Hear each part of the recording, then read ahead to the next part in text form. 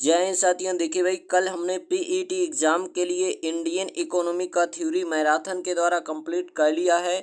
Theory में यदि आपका कोई भी पोर्शन छूट रहा है तो नो प्रॉब्लम, हम लोग उसको क्वेश्चन के माध्यम से कंप्लीट कर लेंगे। ठीक है, तो भाई वीडियो में लास्ट तक बने रहिएगा, प्लीज़ सेशन को मिस मत करिएगा, अन्यथा आपका क्वेश्चन भी मिस हो जाएगा। तो ध्यान देना, इससे पहले जो आपका इंडियन जो हिस्ट्री है, ठीक है, चाहे वो एंशिएंट हो, चाहे मिडिवल हो, चाहे मॉडर्न हो, या फिर ज्योग्राफी की बात करें, इंडियन ज्योग्राफी या वर्ल्ड ज्योग्राफी, पीईटी के लिए आपका कंप्लीट करा दिया गया है। यदि आपने उसको नहीं देखा है तो भाई वीडियो के नीचे डिस्क्रिप्शन में प्लेलिस्ट का लिंक है, वहाँ पे जाएं, उसे ज़रूर देखें। तो चलिए बिना देरी किए वीडियो की स्टार्ट करते हैं। आज का पहला क्वेश्चन आपसे पूछा गया, ध्यान दीजिएगा। पहला क्वेश्चन आपसे जो पूछा गया है कि भाई भारतीय अर्थव्यवस्था के बारे में अमर्त्य सेन, ठीक है, जो कि एक अर्थशास्त्री थे, अमर्त्य सेन के सुझाव से संबंधित निम्नांकित कथनों पर विचार कीजिए। पहला दिया है इसे वस्तु उन्मुख होना चाहिए, दूसरा जो दिया इसे जन उन्मुख होना चाहिए, तीसरा दिया सबसे अधिक निर्धन व्यक्ति की आर्थिक सुरक्षा होनी चाहिए, और आगे कहा कि विश्व की अर्थव्यवस्था में इनके एकीकरण के साथ साथ राष्ट्रीय बचाव होना चाहिए। तो अगर इनके हम लोग बात करें तो पहला इनके विचार में नहीं था, बाकी दूसरा, तीसरा और चौथा इनके विचार में था।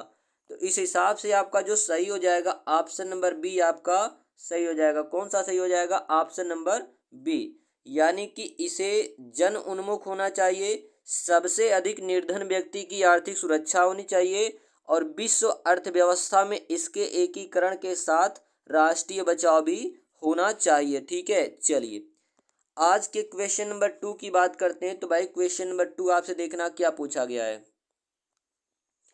आपसे पूछा गया है कि भाई ब्रिटिश शासन के आगमन से पहले भारत की स्वतंत्र अर्थव्यवस्था थी। भारत की अर्थव्यवस्था कैसी थी? स्वतंत्र थी। उस समय निम्नलिखित में से कौन सा प्रमुख व्यवसाय नहीं था?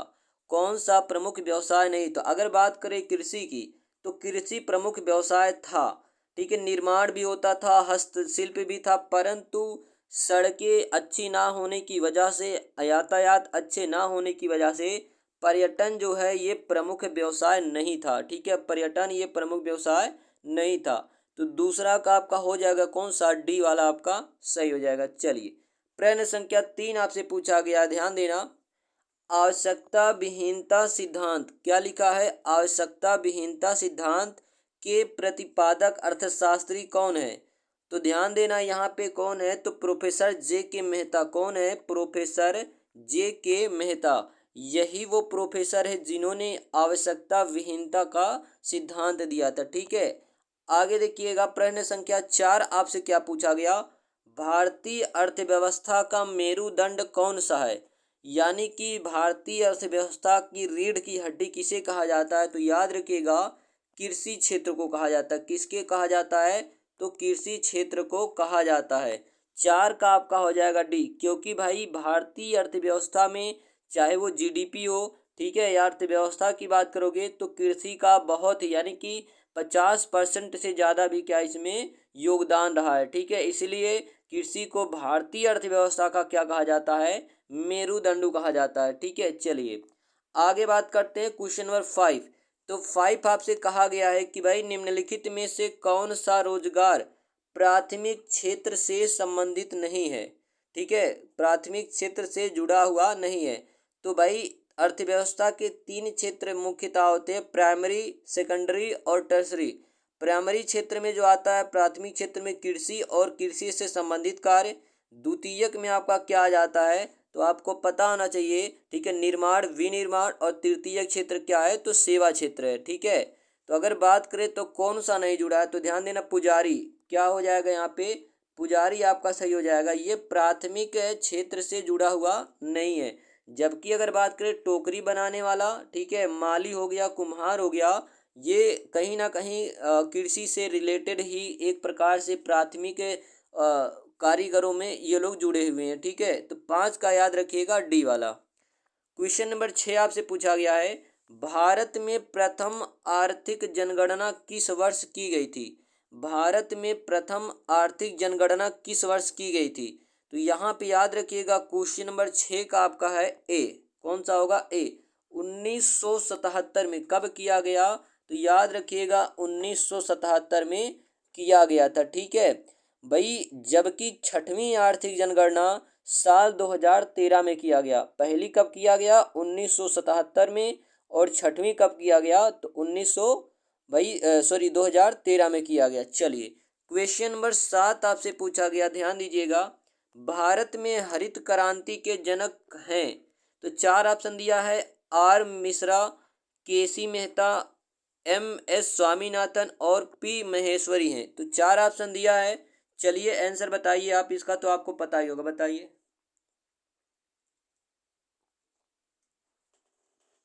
बताइए इसका आंसर।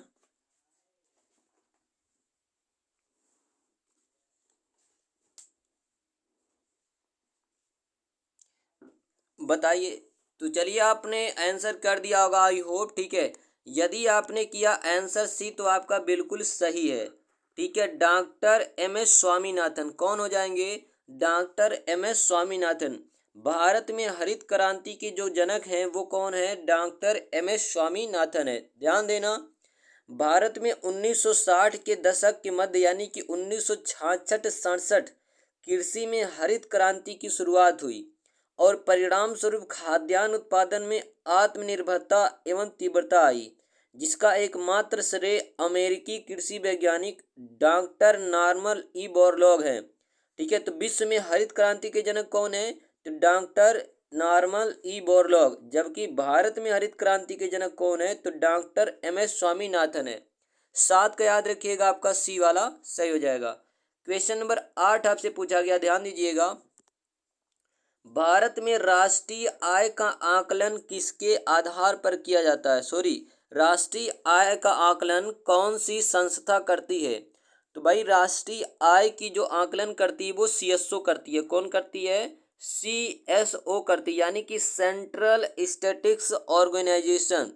इसकी स्थापना 2 मई कब हुई थी? तो याद रखिएगा 2 मई 1951 में हुई थी। ठीक है, 2 मई 1951 में इसकी स्थापना हुई थी। किसकी? Central statistics organization. ठीक है, केंद्रीय मंत्रिमंडल के सचिव में इसकी स्थापना की गई थी। ठीक है, सीएसओ योजना मंत्रालय के अंतर्गत कार्य करती है। सीएसओ राष्ट्रीय आय का अनुमान के लिए उत्पाद विधि, आय विधि एवं व्यय विधि तथा तीनों विधियों का उपयोग करती है।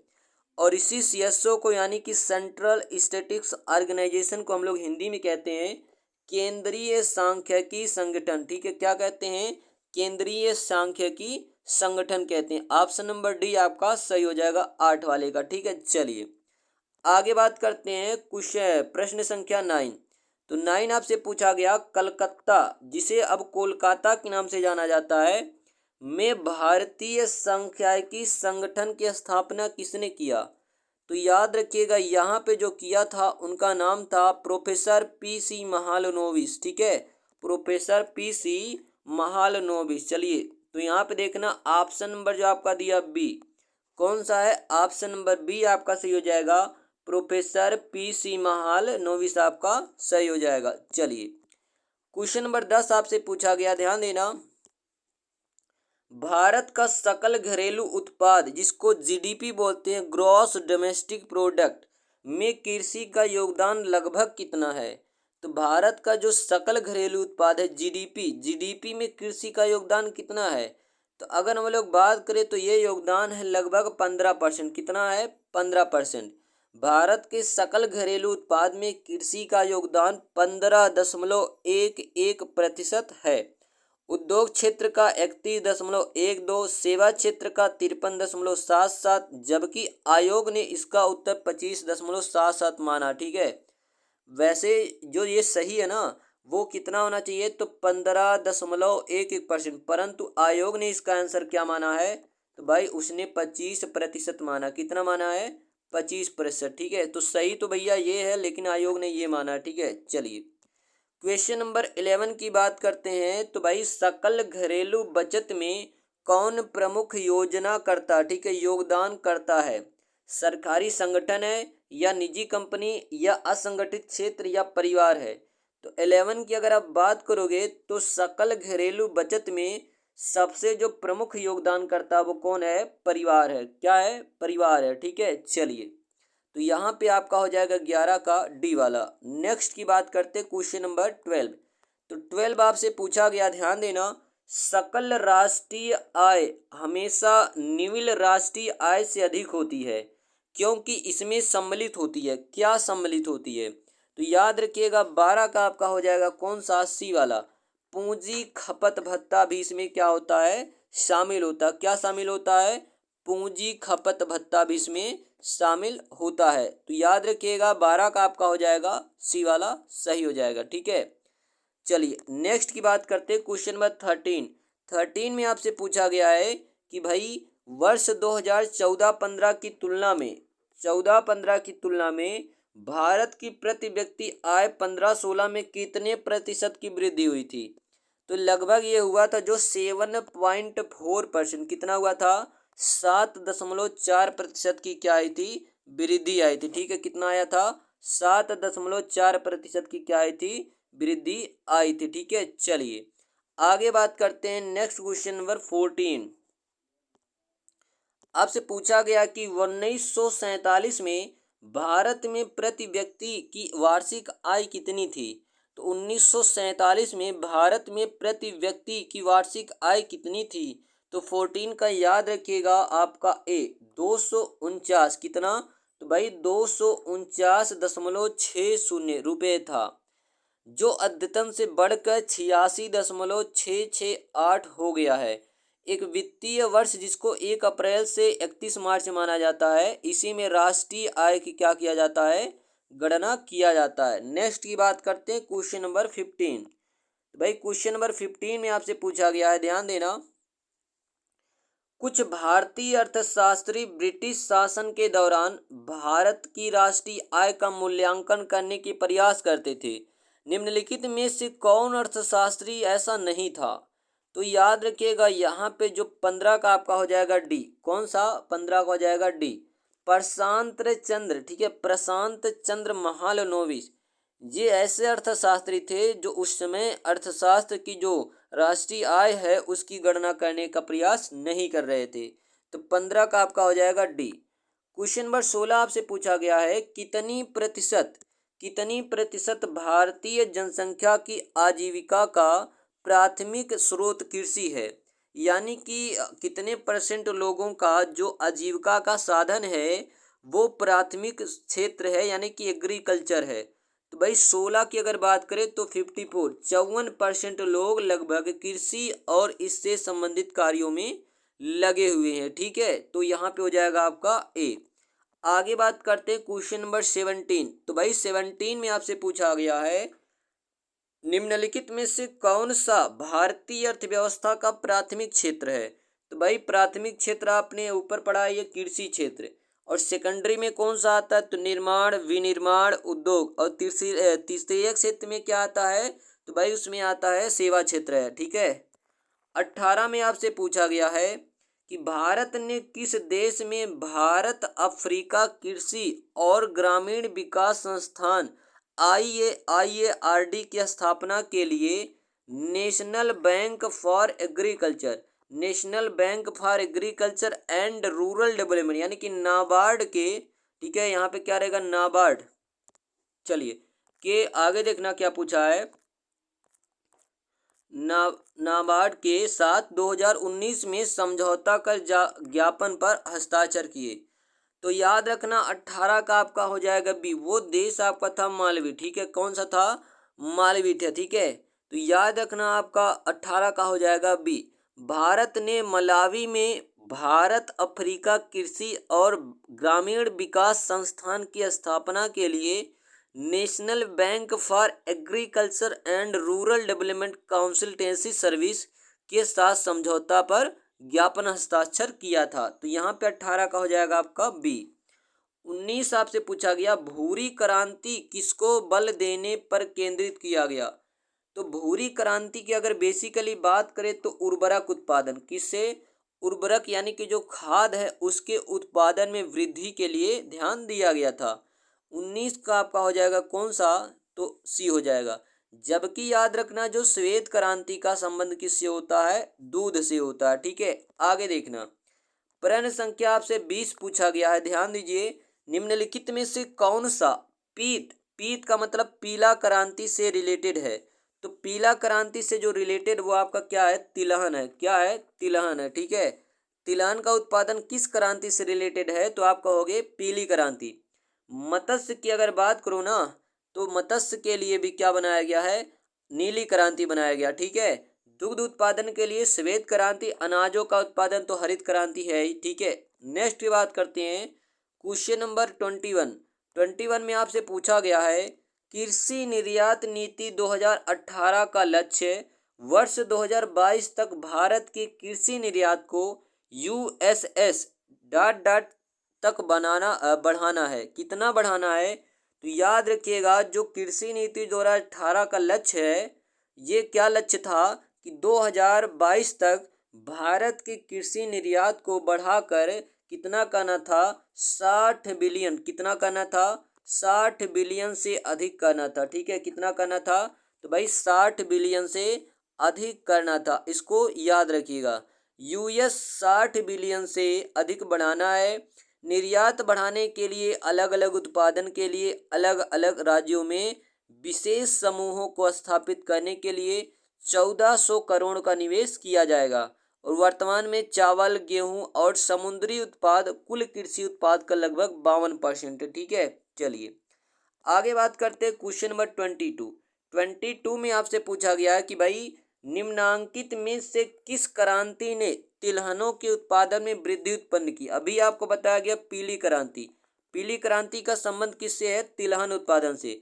हरित क्रांति तो खाद्यान्न है। ठीक है, स्वर्ण क्रांति तो भाई आपका क्या हो जाएगा, यहाँ पे याद रखिएगा। ठीक है, स्वर्ण क्रांति का संबंध किससे है, तो भाई आपका हो जाएगा जैसे सोने की क्रांति। ठीक है, ये रजत, तो जैसे बागवानी से रिलेटेड हो जाएगा। स्वर्ण क्रांति किससे हो जाएगा, बागवानी से रिलेटेड। जबकि श्वेत क्रांति किससे रिलेटेड है, तो भाई दुग्ध उत्पादन से। चलिए प्रश्न संख्या 23 आपसे पूछा गया है कि भाई विशेष कृषि क्षेत्र स्थापित करने वाला पहला भारतीय राज्य कौन सा है। यानी कि स्पेशल एग्रीकल्चर फील्ड स्थापित करने वाला पहला राज्य कौन सा है, तो याद रखिएगा उत्तराखंड। कौन सा है, उत्तराखंड राज्य है।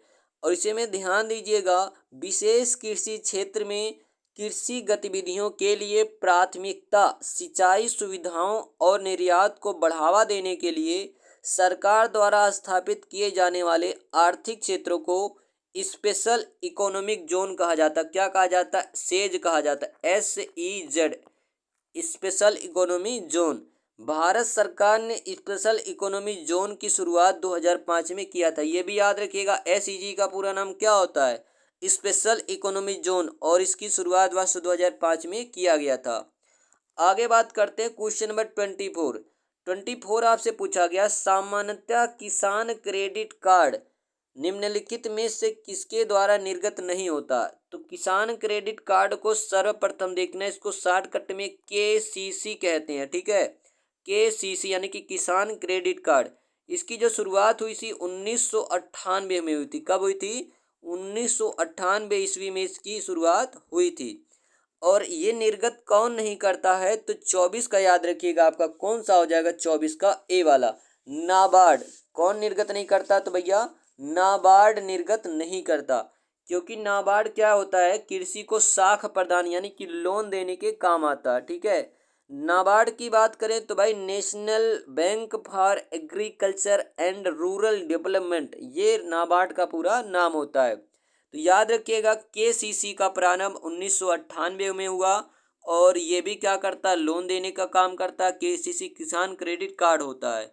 ठीक है, शॉर्टकट में इसको KCC बोलते हैं। चलिए प्रश्न संख्या 25 आपसे पूछा गया, न्यूनतम समर्थन मूल्य, जिसको शॉर्टकट में हम लोग MSP बोलते हैं। क्या बोलते हैं, MSP यानी कि minimum support price. Minimum support price MSP।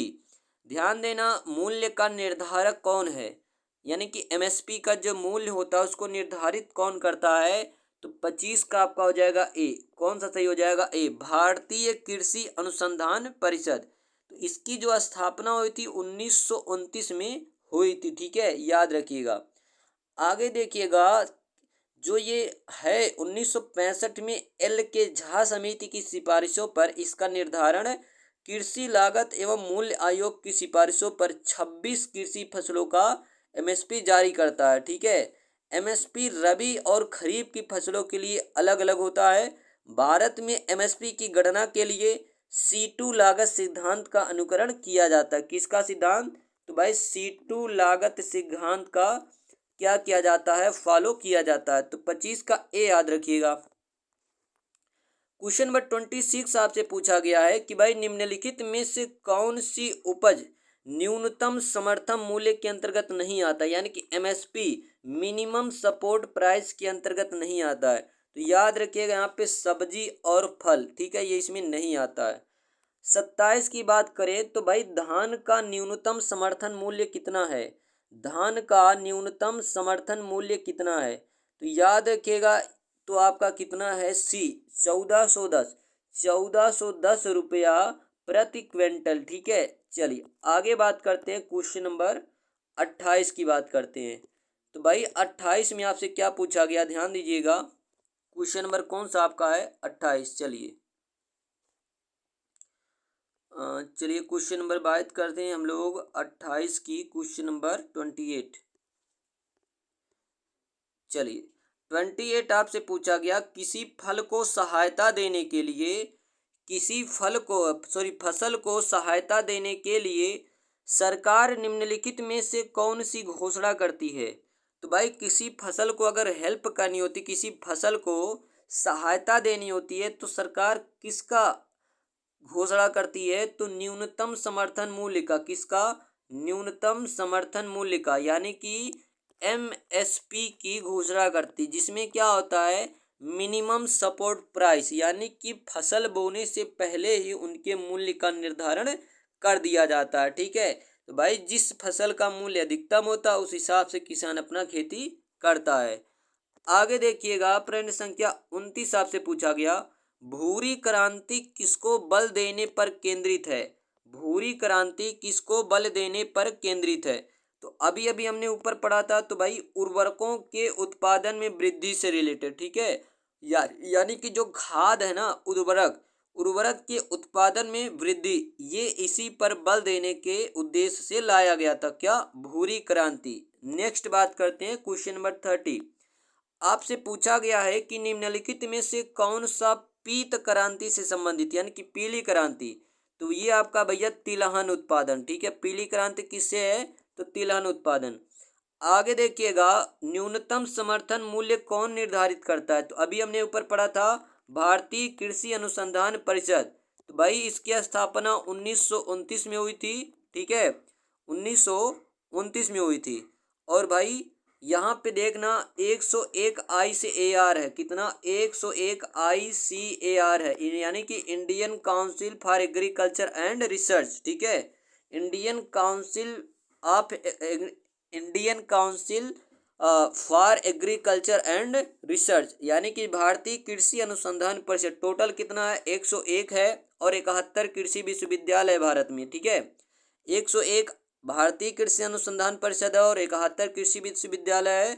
और भारतीय कृषि अनुसंधान परिषद की स्थापना 1929 में हुई थी। अगले क्वेश्चन की बात करते हैं, क्वेश्चन नंबर 32। किसी राज्य सरकार द्वारा सबसे पहले किसानों के लिए प्रमाणित बीज पर प्रत्यक्ष लाभ हस्तांतरण की सुविधा आरंभ की गई, यानी कि वह राज्य सरकार कौन सी है जिसने किसानों के लिए प्रमाणित बीज जो है स्टार्ट किया? तो ये राज्य कौन सा है? तो उत्तर प्रदेश है। ठीक है, उत्तर प्रदेश राज्य सरकार ने क्या किया? किसानों के लिए प्रमाणित बीज प्रत्यक्ष लाभ हस्तांतरण की सुविधा प्रदान की है। ठीक है, 32 का बी आपका सही हो जाएगा।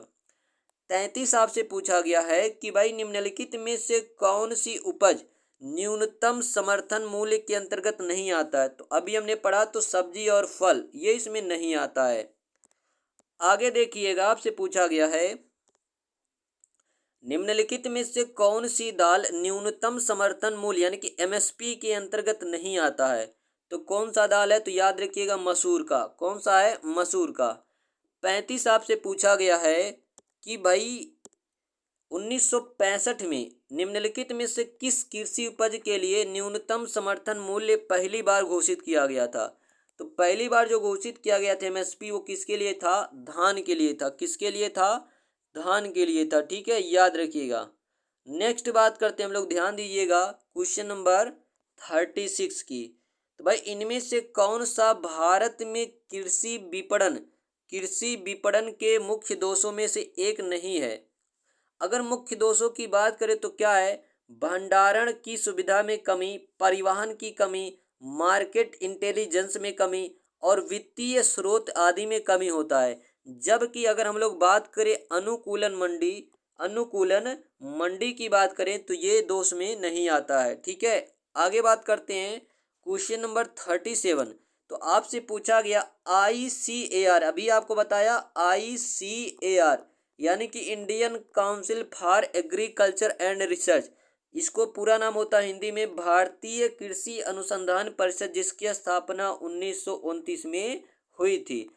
ICAR रैंकिंग के अनुसार 2016-17 में भारत में कृषि विश्वविद्यालय की सूची में कौन सा कृषि संस्थान शीर्ष पर था? कौन सा कृषि संस्थान शीर्ष पर था? तो चलिए बात करते हैं यहाँ पे कौन कौन सा ऑप्शन दिया गया। देखना, 4 ऑप्शन दिया गया है। पहला दिया गया है नेशनल डेयरी रिसर्च इंस्टीट्यूट, भारतीय कृषि अनुसंधान संस्थान, भारतीय कृषि विश्वविद्यालय और असोम कृषि विश्वविद्यालय। तो 37 में देखना आपका सही हो जाएगा ए। कौन सा हो जाएगा आपका? ए। ये जो है शीर्ष स्थान पर नहीं था। कौन सा? नेशनल डेयरी रिसर्च इंस्टीट्यूट यानी कि NDRI। ठीक है, करनाल हरियाणा में ये पड़ता है। आगे बात करते हैं क्वेश्चन नंबर 38 आपसे पूछा गया, भारत में कई केंद्रीय सरकारी संगठन है जो कृषि विपणन में शामिल है। इनमें से कौन सा ऐसा संगठन नहीं है यानी कि जो कृषि विपणन में शामिल ना हो? 38 का याद रखिएगा डी, भारत के कृषि निगमन, ये इसमें शामिल नहीं है।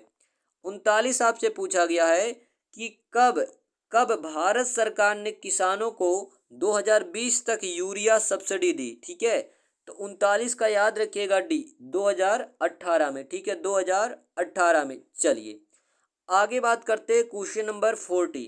तो 40 आपसे पूछा गया कि 2019-20 में विपणन के लिए गेहूं का न्यूनतम समर्थन मूल्य डॉट डॉट प्रति क्विंटल है।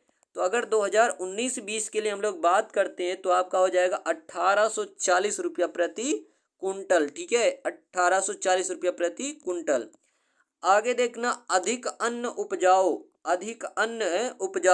अभियान किस वर्ष प्रारंभ किया गया था? तो याद रखिएगा ये अभियान 1948 में प्रारंभ किया गया था, यानी कि आज़ादी के 1 साल बाद।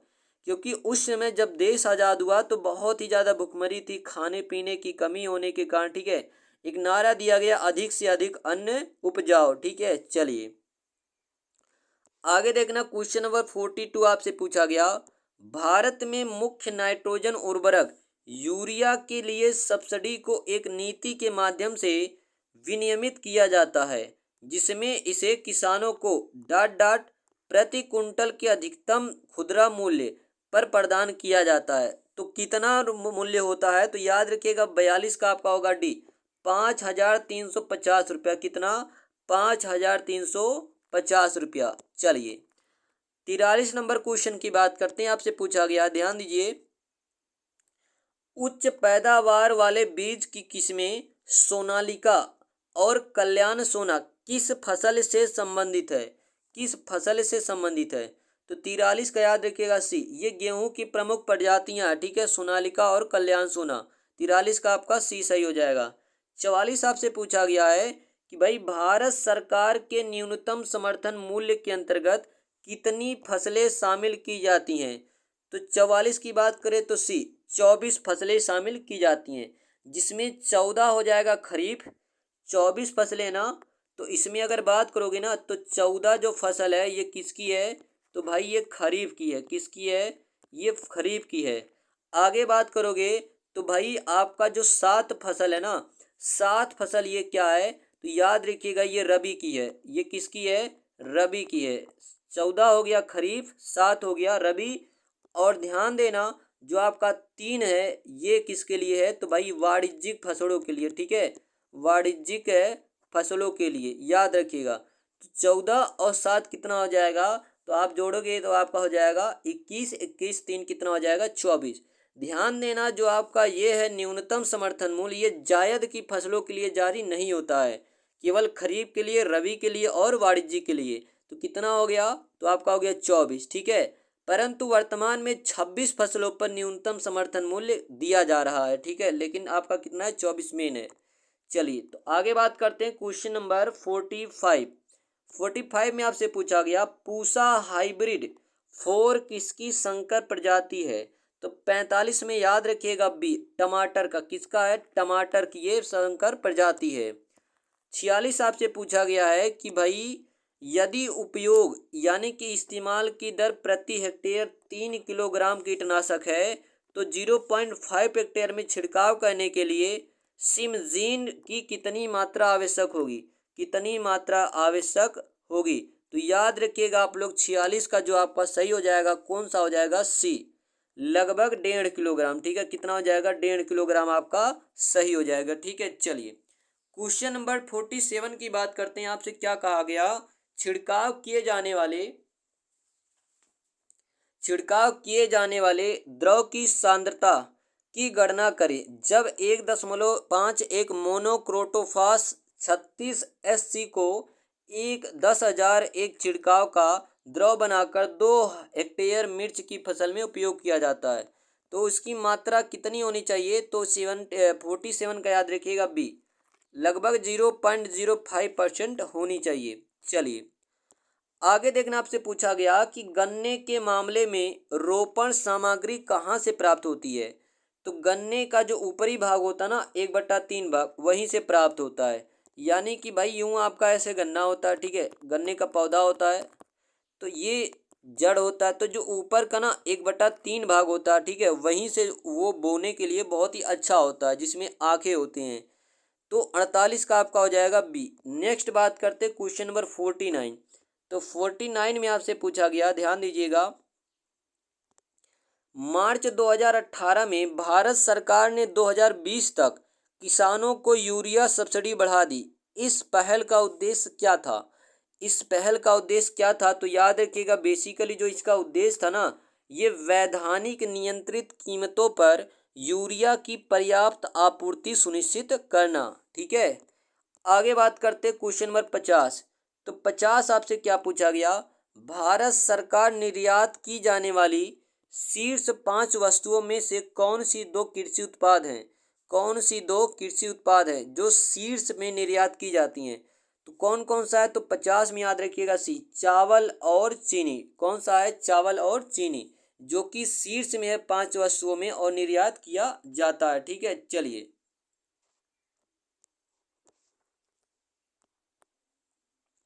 क्वेश्चन नंबर 51 आपसे पूछा गया है, भारत की जनसंख्या का कितना प्रतिशत रोजगार कृषि के क्षेत्र पर निर्भर है, तो कृषि के क्षेत्र पर जो डिपेंडेंट है वो कितना है, लगभग 45 to 55%, ठीक है, 45 से 55%, ठीक है।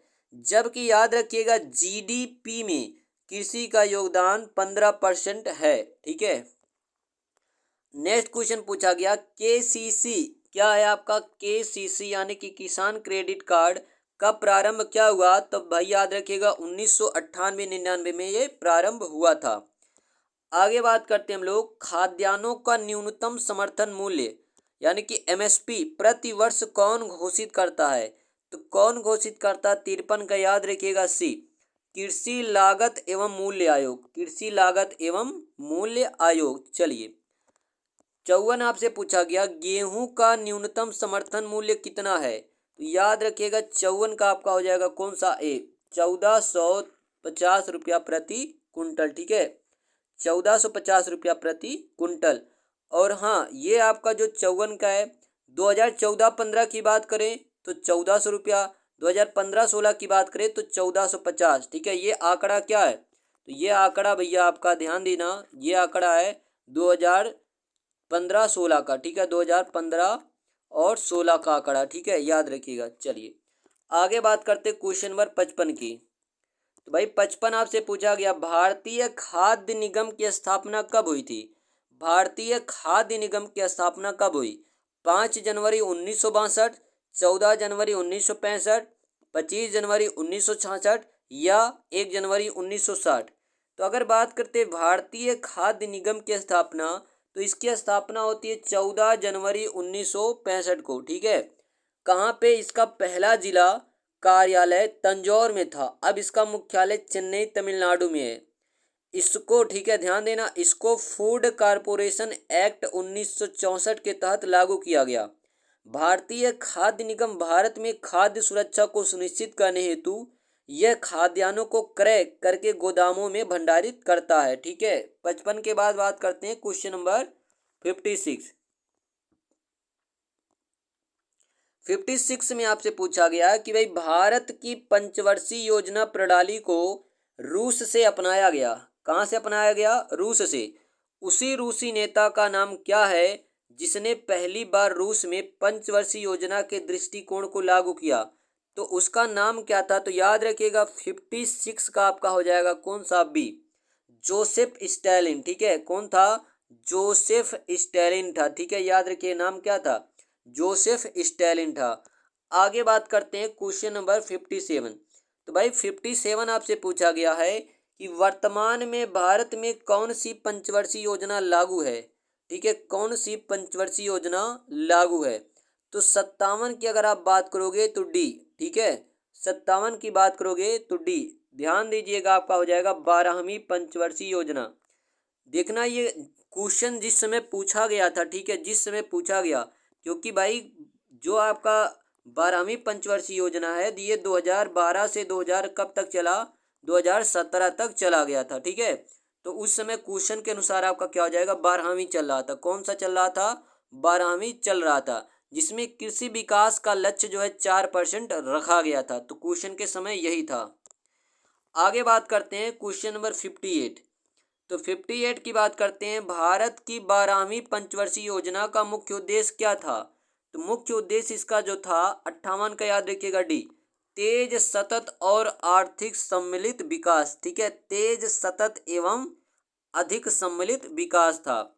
अगला देखना, आपसे पूछा गया गरीबी हटाओ का नारा किस पंचवर्षीय योजना में दिया गया? तो ये दिया गया था आपका 5वीं पंचवर्षीय योजना में। किसमें दिया गया? 5वीं पंचवर्षीय योजना में। 5वीं पंचवर्षीय योजना की बात करें तो 1980 से 1985, ये ध्यान देना, ये चला था। और ध्यान देना, इसी में गरीबी हटाओ का नारा दिया गया था, जबकि निर्धनता उन्मूलन 5वीं पंचवर्षीय योजना में दिया गया। ठीक है, सॉरी, यहाँ पे क्या है? गरीबी हटाओ। तो 59 का यहाँ पे याद रखिएगा 6वीं पंचवर्षीय योजना। ठीक है, यहाँ पे होगा सी। देखना, एक मिनट, आपका यहाँ पे आपका क्या होगा? गरीबी हटाओ का नारा 6ठी पंचवर्षीय योजना में, जबकि निर्धनता उन्मूलन अगर आपसे कहा जाए, क्या कहा जाए कि भाई निर्धनता उन्मूलन, ठीक है, क्या कहा जाए? निर्धनता उन्मूलन अगर आपसे कहा जाए तो आप कहिएगा कौन सी पंचवर्षीय योजना में? तो आप कह सकते हो 5वीं में। ठीक है, तो गरीबी हटाओ आपका हो गया 6वीं में और निर्धनता उन्मूलन क्या हो गया? 5वीं में। आगे बात करते हैं क्वेश्चन नंबर 60। 1991 की नई उदार आर्थिक नीति के परिचय के साथ भारतीय अर्थव्यवस्था ने इसके अलावा निम्नलिखित में से सभी के साथ मौजूदा आर्थिक समस्याओं को संबोधित किया। तो किसके अलावा? तो ध्यान देना, इसमें से एक को छोड़ के 60 का आपका हो जाएगा ए, औद्योगिकरण को छोड़ के बाकी सबको संबोधित किया। 61 में आपसे पूछा गया है कि भाई एक सहकारी समिति के गठन के लिए न्यूनतम कितने सदस्य चाहिए? तो न्यूनतम कितने चाहिए? तो याद रखिएगा 10 सदस्य चाहिए। ठीक है, कितने चाहिए? 10 सदस्य चाहिए। ठीक है, चलिए आगे बात करते हैं क्वेश्चन नंबर 62। आपसे पूछा गया है अपने स्वयं के प्रयोग के लिए मालिक द्वारा किए गए वस्तुओं के मूल्य को किस खाते में क्रेडिट किया जाएगा? किस खाते में क्रेडिट किया जाएगा? तो ये भैया जाएगा खरीद खाता में। किस में जाएगा? खरीद खाता में आपका जाएगा। आगे देखिएगा, यहीं पे आपका पूछा गया क्वेश्चन नंबर आपका है 63। तो 63 में आपसे पूछा गया है कि आयात निर्यात, जिसको एग्जिम बोलते हैं, ठीक है, आयात और निर्यात को क्या बोलते हैं? एग्जिम बोलते हैं। बैंक स्थापित कब हुआ था? आयात निर्यात बैंक कब स्थापित हुआ? तो 1982 में हुआ था। कहाँ पे हुआ? 1982 में हुआ। और ध्यान दीजिएगा, इंडिया एक्ट 1981 के तहत सरकार ने आयात निर्यात बैंक को 1982 में स्थापित किया था। आगे पूछा गया क्वेश्चन नंबर 64। तो 64 में आपसे पूछा गया है कि भाई डॉट डॉट खाता एक सामान्य बही खाता है जो लोगों के खातों के अलावा उनकी परिसंपत्तियों और देयताओं से संबंधित होता है। तो कौन सा है खाता? तो याद रखिएगा सी, वास्तविक खाता एक सामान्य खाता वही है जो लोगों के खातों के अलावा उनकी पारस्परिक, ठीक है, परिसंपत्तियों और देयताओं से भी संबंधित होता है। 65 में आपसे पूछा गया डॉट डॉट लेखांकन के सिद्धांत के अनुसार व्यवसाय बना रहेगा और काम करता रहेगा तथा कोई अंतिम निर्धारित तिथि नहीं होगी। ये किनका कथन था? ठीक है, कैसा है? तो याद रखिएगा 65 का जो आपका हो जाएगा कौन सा? तो 4 ऑप्शन दिया गया, आर्थिक इकाई, दूसरा दिया गया रूढ़िवाद, उसके बाद दिया गया है सुनाम प्रतिष्ठान, और क्या दिया है? खर्च। तो 65 का याद रखिएगा सी, ठीक है, सुनाम प्रतिष्ठान। लेखांकन के सिद्धांत के अनुसार, ठीक है, व्यवसाय बना रहेगा और काम करता रहेगा। 66 में आपसे पूछा गया कि भाई भारत में सार्वजनिक क्षेत्र के बैंकों में सबसे बड़ा बैंक का कौन सा है? तो अगर भाई बात करें सार्वजनिक क्षेत्रों के क्षेत्र में तो आपका कौन सा? स्टेट बैंक ऑफ इंडिया है। कौन सा है? स्टेट बैंक ऑफ इंडिया है। तो आपका हो जाएगा सी वाला सही हो जाएगा। ठीक है, ध्यान दीजिएगा, ये सबसे बड़ा बैंक है सार्वजनिक क्षेत्रों के बैंकों में, जो कुल जमा का लगभग 29% का नियंत्रण करता है। ठीक है, और जिसकी 13,000 शाखाएं हैं और 190 विदेशी ऑफिस हैं। पूर्ण रूप से पहला भारतीय बैंक पंजाब नेशनल बैंक था जिसकी स्थापना 1894 में की गई थी। तो 66 के बाद बात करते हैं 67। तो 67 में आपसे क्या पूछा गया? ध्यान दीजिए, सॉफ्ट बैंक डॉट डॉट और फॉक्सकॉन टेक्नोलॉजी ग्रुप ने एक संयुक्त उपक्रम 5G क्लिनिटेक बनाया जो ग्रीन एनर्जी प्रोजेक्टों में 10 वर्षों तक लगभग $20 मिलियन का निवेश करेगा। तो वो कौन सी थी? तो भैया आप याद रखिएगा कौन सा था? 67 का आपका हो जाएगा डी, भारत इंटरप्राइजेज। कौन सा था? भारत इंटरप्राइजेज था। चलिए आगे बात करते हैं हम लोग 68। तो भाई 68 आपसे पूछा गया म्यूचुअल फंड क्या है? म्यूचुअल फंड और शेयर बाजारों के लिए मूलभूत विनियामक प्राधिकार किसे प्राप्त है? तो किसे प्राप्त है? 68 का याद रखिएगा, ये भारतीय प्रतिभूति एवं विनिमय बोर्ड को। ठीक है, आगे देखना 69 आपसे पूछा गया the imperial bank of India. The imperial bank of India को राष्ट्रीयकरण के पश्चात क्या नाम दिया गया था? तो राष्ट्रीयकरण के पश्चात जो नाम दिया गया था वो दिया गया था भारतीय स्टेट बैंक। ठीक है, भारतीय स्टेट बैंक नाम दिया गया था। ठीक है, चलिए, इसका राष्ट्रीयकरण 1 जुलाई 1955 को हुआ था और इसका मुख्यालय मुंबई में है। यह भारतीय महाद्वीप में सबसे पुरानी और सबसे बड़ी कमर्शियल बैंक है। 1955 के बाद इसे स्टेट बैंक ऑफ इंडिया नाम दिया गया था। 70 में आपसे पूछा गया कर्मचारी राज्य बीमा अधिनियम। कर्मचारी राज्य बीमा अधिनियम 1948 द्वारा प्रदान किए जाने वाले लाभों में कौन सा एक प्रावधान नहीं है? कौन सा एक प्रावधान नहीं है? तो याद रखिएगा पुनर्वास लाभ। ठीक है, कौन सा? पुनर्वास लाभ। चलिए 71 की बात करते हैं आगे हम लोग 71। तो भाई आपसे पूछा गया 71 में क्या, ध्यान देना, तो आपसे पूछा गया कि भारत में कृषि और कृषि संबंधित कार्यकलापों को निम्नलिखित में से किसके द्वारा सबसे अधिक उधार प्रदान किया जाता है? किसके द्वारा सबसे अधिक उधार प्रदान किया जाता है? उधार प्रदान किया जाता है तो याद रखिएगा बी, वाणिज्यिक बैंकों द्वारा। ठीक है, किसके द्वारा? वाणिज्यिक बैंकों द्वारा। नेक्स्ट देखना, निम्नलिखित में से कौन सा संगठन भारत में सभी जिलों के लिए ग्रामीण उधार योजनाएं तैयार करता है? तो कौन सा संगठन है? तो 72 का हो जाएगा B, NABARD, national bank for agriculture and rural development. आगे देखना 73, मुद्रा का तात्पर्य क्या होता है? मुद्रा का तात्पर्य क्या होता है? तो भाई मुद्रा क्या होता है? मूल्य का मापक होता है। क्या होता है? मूल्य का मापक होता है। ठीक है, चलिए इसमें सिक्के हो गए, कागज के नोट दोनों आते हैं, ठीक है, इसमें सिक्के और कागज के नोट दोनों आते हैं। भारत की मुद्रा क्या है, तो भाई याद रखिएगा रुपया है। भारत में बैंकों द्वारा कृषि में सूक्ष्म वित्त प्रयास महिलाओं के लिए एक छोटे समूह के गठन पर टिकी हुई है, उसे क्या कहा जाता है, तो याद रखिएगा 74 का आपका हो जाएगा डी, स्वावलंबन दल कहा जाता है। क्या, स्वावलंबन दल कहा जाता है। 75 आपसे पूछा गया आयात निर्यात यानी कि इसको एग्जिम कहा जाता है, इस बैंक की स्थापना कब हुई थी, तो इसकी स्थापना हुई थी 1982 में हुई थी। कहाँ पे हुई थी, याद रखिएगा आयात निर्यात की, ठीक है, कब हुई थी, 1982 में हुई थी। चलिए आगे देखना, 1 रुपए के नोट पर किसके हस्ताक्षर होते हैं, तो 1 रुपए के नोट पर किसके हस्ताक्षर होते हैं, तो भाई वित्त सचिव, किसका होता है, वित्त सचिव का होता है। जबकि इससे अधिक नोटों पर तो आरबीआई गवर्नर का होता है, ठीक है। चलिए 1 रुपए के नोट पर वित्त सचिव का हस्ताक्षर होता है, जबकि 1 रुपए से ज्यादा पर तो गवर्नर का होता है। रिजर्व बैंक ऑफ इंडिया की स्थापना किस वर्ष में हुई थी, रिजर्व बैंक ऑफ इंडिया की स्थापना जो हुई थी 1935 में हुआ था, ठीक है। आगे देखना 78 आपसे पूछा गया वह कौन सी प्रथम माइक्रो वित्त कंपनी है, वह कौन सी प्रथम माइक्रो वित्त कंपनी है जो भारत में अगस्त 2015 में एक बैंक के रूप में परिवर्तित हो गई, तो कौन सी थी, तो याद रखिएगा बंधन बैंक। कौन सा था, तो याद रखिएगा बंधन बैंक। 78 का आपका हो जाएगा सी। 79 में देखिएगा निम्नलिखित में से कौन एक द्रवता अनुपात है, द्रवता अनुपात कौन सा है, तो याद रखिएगा चालू अनुपात। चालू अनुपात क्या होता है, द्रवता अनुपात होता है।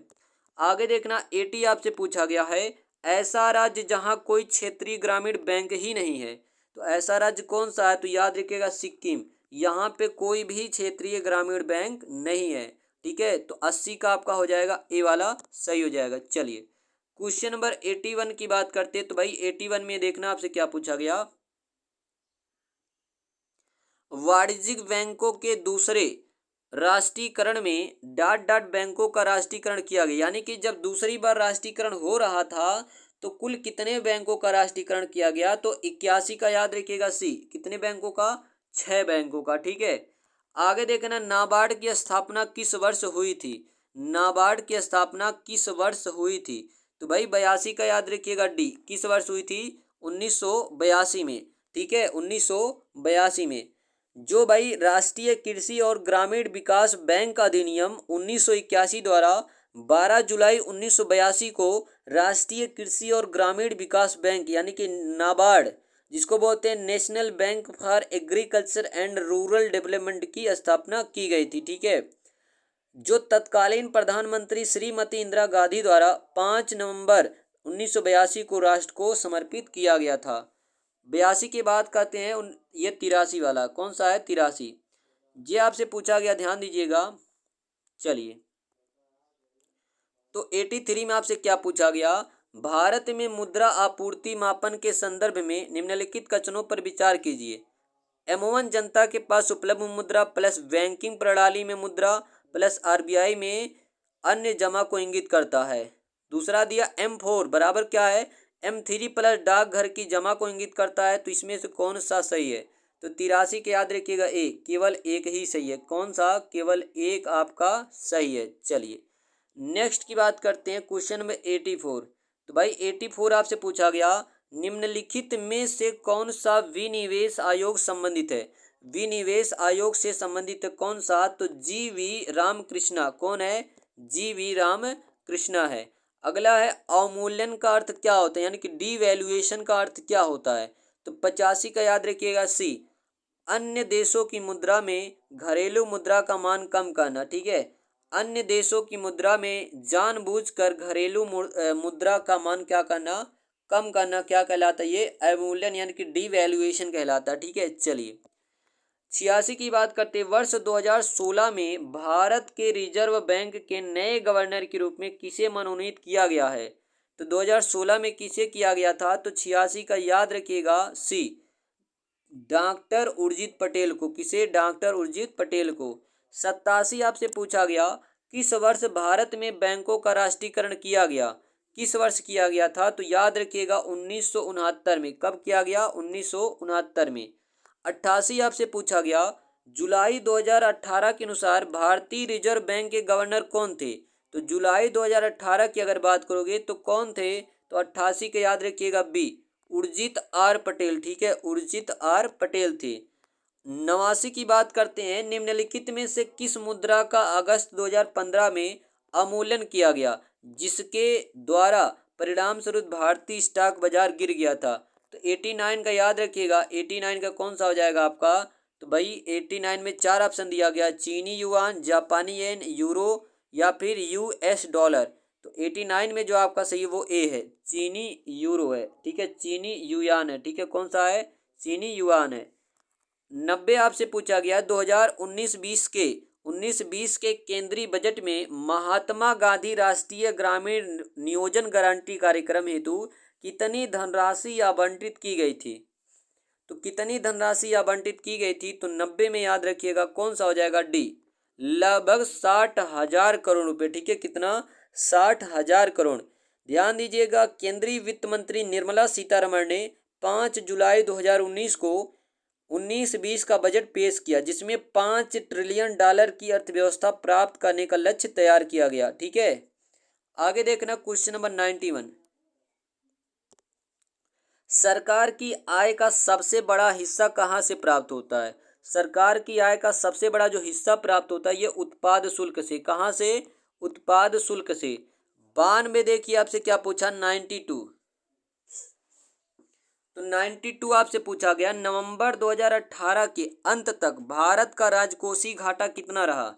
तो ये लगभग कितना रहा? तो याद रखिएगा 7.17 लाख करोड़ रुपए। ठीक है, चलिए आगे देखना। 93 आपसे पूछा गया है, निम्नलिखित में से गैर योजना व्यय संबंधित सबसे महत्वपूर्ण आइटम कौन सा है? सबसे महत्वपूर्ण आइटम कौन सा है? तो 93 का याद रखिएगा ए, ब्याज भुगतान का। ठीक है, ब्याज का भुगतान। 94 देखना आपसे पूछा गया, निम्नलिखित में से कौन राजस्व व्यय का एक उदाहरण है? राजस्व व्यय का एक उदाहरण है तो कौन सा है? तो 94 में आपका कौन सा हो जाएगा? सी वाला। ठीक है, फैक्ट्री शेड निर्माण। कौन सा है? फैक्ट्री शेड निर्माण। 14वें वित्त आयोग का अध्यक्ष निम्नलिखित में से किसे बनाया गया? तो ये कौन से थे? तो वाई वी रेड्डी। कौन थे? Y V Reddy.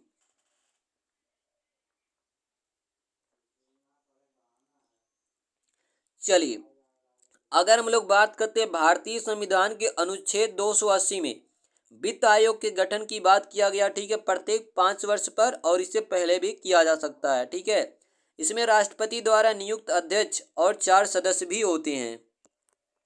96 आपसे पूछा गया है कि वर्तमान में वस्तु एवं सेवा कर, जिसको जीएसटी बोलते हैं, गुड्स एंड सर्विस टैक्स नामक नई कर व्यवस्था के लिए उच्चतम प्रतिशत स्लैब कितना है? उच्चतम स्लैब प्रतिशत कितना है? तो 96 का आपका हो जाएगा सी। इसमें देखना कई प्रकार का स्लैब है, जैसे पहला है 0%। ठीक है, कौन सा है? 0%। उसके बाद आपका हो जाएगा 5%। ठीक है, उसके बाद 12%, इसके बाद आपका 18%, इसके बाद आपका कितना है? 28%। तो ये जीएसटी की स्लैब दरें हैं, 0, 5, 12, 18 और 28%। ठीक है, जिसमें शराब हो गया, पेट्रोल हो गया, ये सब जीएसटी के बाहर है। शिक्षा हो गया, जीएसटी के बाहर है। 97 में देखना आपसे पूछा गया है, सामानों के वर्गीकरण के लिए प्रयोग होने वाले सामंजस्य विवरण और कोडिंग प्रणाली, जिसको एचएस कहा जाता है, निम्नलिखित में से किसके लिए लाभकारी होगा? किसके लिए लाभकारी होगा? तो ये बेसिकली सीमा शुल्क और उत्पाद शुल्क के लिए वर्गीकरण जो है लाभकारी होगा। आगे देखना आपसे पूछा गया कौन सा, क्वेश्चन नंबर 98। तो भारत में किस राज्य द्वारा सर्वप्रथम जीएसटी की पुष्टि की गई? यानी कि सबसे पहले जीएसटी किस राज्य में लागू हुआ? तो याद रखिएगा आपका हो जाएगा असम हो जाएगा। क्या हो जाएगा? असम। सबसे पहले लागू हुआ असम में, और सबसे बाद में लागू कहाँ पे हुआ था? तो याद रखिएगा जम्मू कश्मीर में हुआ थी। कहाँ पे हुआ था? जम्मू कश्मीर में। ठीक है, तो 98 का आपका हो जाएगा सी। जीएसटी के भी कई प्रकार हैं, सीजीएसटी, एसजीएसटी और आईजीएसटी। जीएसटी की स्लैब दरें होती हैं 5%, 12%, 18% और 28%। इसी में 0% भी शामिल है। ठीक है, भारत में जीएसटी लागू की बात करें तो कनाडा देश मॉडल के आधार पर है, 1 जुलाई 2017 को लागू किया गया था। ठीक है, आगे देखना 99 में आपसे क्या बोला गया, भारत में कृषि आयकर लगाया जा सकता है। कृषि आयकर किसके द्वारा लगाया जा सकता है, तो भाई राज्य सरकारों द्वारा। किसके द्वारा, राज्य सरकारों द्वारा। 100 आपसे पूछा गया, निम्नलिखित में से क्या अप्रत्यक्ष कर की श्रेणी में आता है। अप्रत्यक्ष कर, तो कौन सा अप्रत्यक्ष कर है, तो याद रखिएगा 100 का आपका हो जाएगा बी। सेवा कर कैसा है, अप्रत्यक्ष कर है। 101 आपसे पूछा गया है, भारत में आयकर को क्या कहा जाता है। भारत में आयकर को क्या कहा जाता है, तो प्रत्यक्ष एवं प्रगामी कहा जाता है। क्या कहा जाता है, प्रत्यक्ष एवं प्रगामी कहा जाता है। ठीक है, याद रखिएगा। प्रत्यक्ष कर जैसे आपका कई प्रकार का आता है, जैसे आप कहते हो कि भाई सेवा कर, आय कर, सेवा कर नहीं आएगा, सेवा कर आपका अप्रत्यक्ष में आ जाएगा। ठीक है, जैसे संपत्ति कर हो गया, निगम कर हो गया। ठीक है, आगे देखना आपसे पूछा गया क्वेश्चन नंबर 102। 102 में आपसे पूछा गया, वर्ष 2011 की जनगणना की रिपोर्ट के अनुसार निम्नलिखित में से किस राज्य में जनजातीय संख्या नहीं थी। तो किस राज्य में नहीं था, तो याद रखिएगा हरियाणा में। ठीक है, हरियाणा में नहीं था।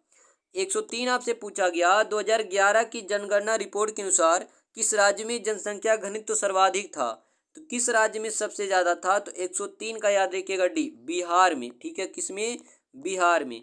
104 आपसे पूछा गया है, एक विकासशील राष्ट्र में विदेशी आयात पर निर्भरता बढ़ा सकती है, किसके द्वारा, तो 4 का याद रखिए, 104 का आपका डी, बेरोजगारी के द्वारा। ठीक है, किसके द्वारा, बेरोजगारी के द्वारा।